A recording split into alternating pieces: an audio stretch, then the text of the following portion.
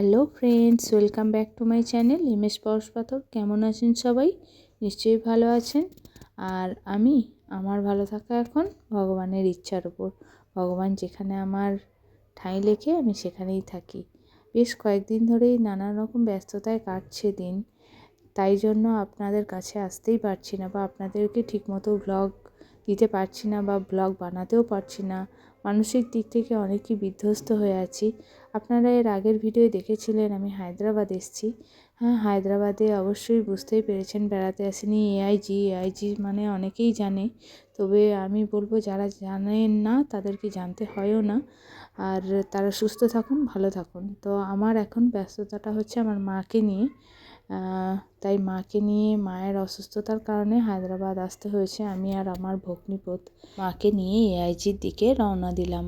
আর আমাদের ঘরটা নেওয়া হয়েছিল একদম এআইজি হসপিটালের পিছনেই, কারণ কালকে আস্তে আস্তে রাত 2টো বেজে গেছিলো। তো ভিডিও শ্যুট করতে পারিনি, এত টায়ার্ড ছিলাম। কোনো রকমে কোনো ঘরই পাচ্ছিলাম না, হোটেলই পাচ্ছিলাম না। কোনো রকমে একটা ঘর পেয়েছি 1200 টাকা দিয়ে, সেইটাতেই ছিলাম অনেক কষ্ট মষ্ট করে। তো যাই হোক, সকাল সকাল যে উদ্দেশ্যে এসেছি সেই উদ্দেশ্যে বেরিয়ে পড়লাম মাকে নিয়ে। আর এটা হচ্ছে এআইজি প্রাইভেট হসপিটাল। আর সত্যি কথা বলতে আমরা 2 বোন, আমাদের কোনো নিজস্ব ভাই নেই। তো সেখানে আমার ভগ্নিপোত, আমার বোনের বর যে আমাদের পাশে দাঁড়িয়েছে, ও কখনো হায়দ্রাবাদ আসেনি। তো আমাদের সঙ্গে আসা বা এই সমস্ত মানে পাশে থাকা, এটাই অনেক বড় ব্যাপার। মাকে তার জন্যই এখানে ট্রিটমেন্ট করানো সম্ভব হচ্ছে, শুধুমাত্র বোনের বর পাশে আছে বলে। সত্যি আমার মায়ের ছেলে নেই, কিন্তু ছেলের মতনই ও কাজ করছে।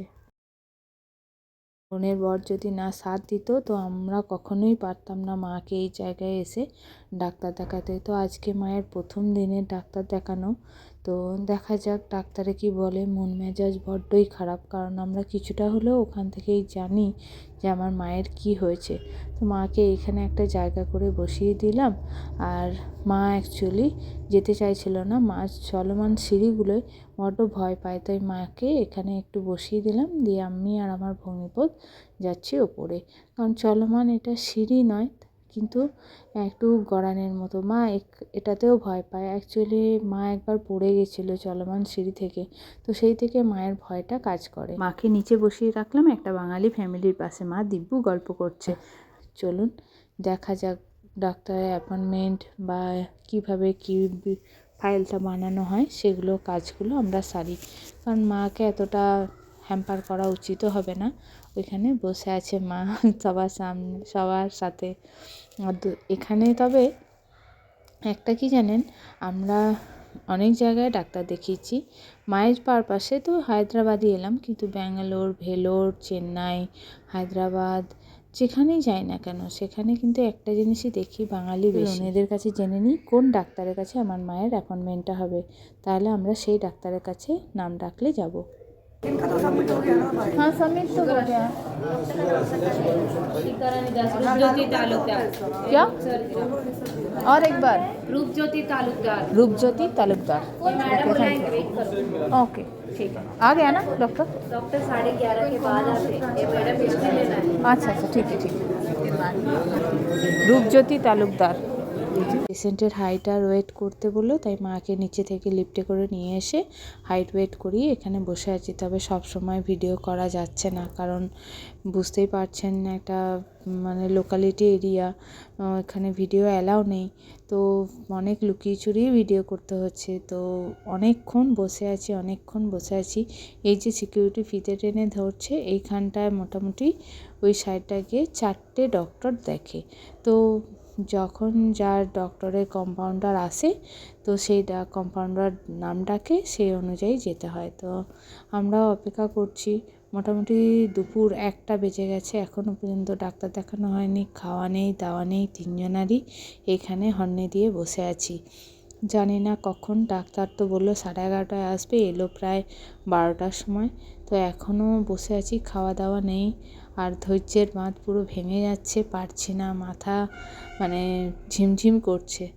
তাহলে আমার মায়ের কত কষ্ট হচ্ছে বুঝুন। প্রায় 2:30 নাগাদ মায়ের ডাক্তার দেখানো শেষ হলো। আর একটা কথা বলে রাখি, যারা বলেন যে আমাদের এলাকায় রিপোর্ট করানো বাইরের ডাক্তার দেখে না, জানি না কেন দেখে না, কিন্তু আমাদের দেখেছে। আর তার ভিত্তি করেই মাকে কিছু ব্লাড টেস্ট, বায়োপসি আর পেট স্ক্যানে রিপোর্ট করতে দিল। তো সবগুলো তো হবে না, তাই ব্লাড টেস্ট করিয়ে মাকে ঘরে নিয়ে ফিরলাম। खीरा कितना करके? हाँ, 50 रुपये किलो। 1 किलो लेंगे, 40 रुपये देना है। छोटा छोटा दीजिएगा, छोटा वाला। ये सब, ये सारा करवा तो नहीं होगा ना? हाँ, এটা দাও না।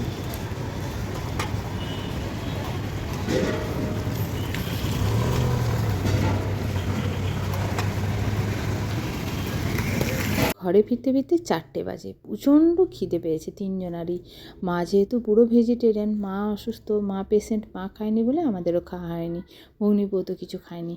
আর তারপরে দেখলাম একটা বিশাল বড় বাজার বসেছে। দেখুন, সজনের শাক, তারপরে এধারে হ্যাঞ্চার শাক, নোটের শাক, পালং শাক, তারপরে পাটের শাক, সমস্ত কিছু, কলমির শাক, মানে মানে আমাদের ওয়েস্ট বেঙ্গলে যা যা পাওয়া যায় তেমনই পাওয়া যায়। দেখে বেশ অবাক লাগলো। তো বেশ কিছু সবজিও কিনে নিলাম। আবার ফেরার পথে হোটেলের সামনে দেখছি গরম গরম সিঙ্গারা ভাজছে। তো চলো নিয়ে নেওয়া যাক, মুড়ি দিয়ে খাবো। তো সেই বলে নিরামিষ সিঙ্গারাই নিয়ে নিলাম। আপাতত এগুলো কিনে পেটটাকে ঠেকা দেওয়ার প্রাইমারি একটা ব্যবস্থা করা হলো। তারপরে রাতে জম্পেশ করে রান্না করে খাওয়া যাবে। আর তার জন্য লাগবে আরও কিছু সামগ্রী। দেখুন, আমাদের ওখানে চড়াই পাখি দেখা যায় না, আর এখানে কী সুন্দর চড়াই পাখিগুলো খাবার খাচ্ছে খুঁটে খুঁটে।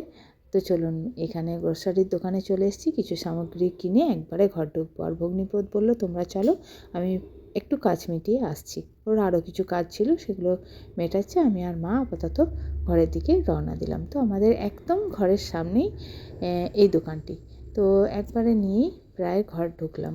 আর ঘর ঢুকতে গিয়েই দেখুন মজা, দেখুন আমরা আসছি, আমাদের পিছন পিছন। কী সাহস! বাপরে, আমি তো পিছনে ভয় পেয়ে গেছিলাম। আমি তো দাঁড়িয়ে গেলাম, বললাম মা দাঁড়াও একটু দেখি এর কাণ্ড কারখানা, এ কী করে একবার দেখি। এক ফোঁটা ভয় নেই, এক ফোঁটা ভয় নেই। দেখুন, আমি ক্যামেরাটা নিয়ে যাচ্ছি, ওর কোনো ভয় নেই। বাপরে, কি বড় বড়! আমাদের ওখানে তো এত বড় আমি কখনো দেখিনি। বাবা, কেমন লাফিয়ে ডাস্টবিনের মধ্যে ঢুকলো! ছি! কথা ভেবে বড্ড ভয়ও করছিল। এদের উৎপাত কি বাইরে নাকি ঘরেও সহ্য করতে হবে এদের উৎপাত? এখন অসহায় আমরা, যাই হোক সহ্য করতে হবে। তো ফ্রেন্ডস, দেখা হচ্ছে পরের ভিডিও। ভালো থাকবেন, সুস্থ থাকবেন, আর একটু পাশে থাকবেন প্লিজ।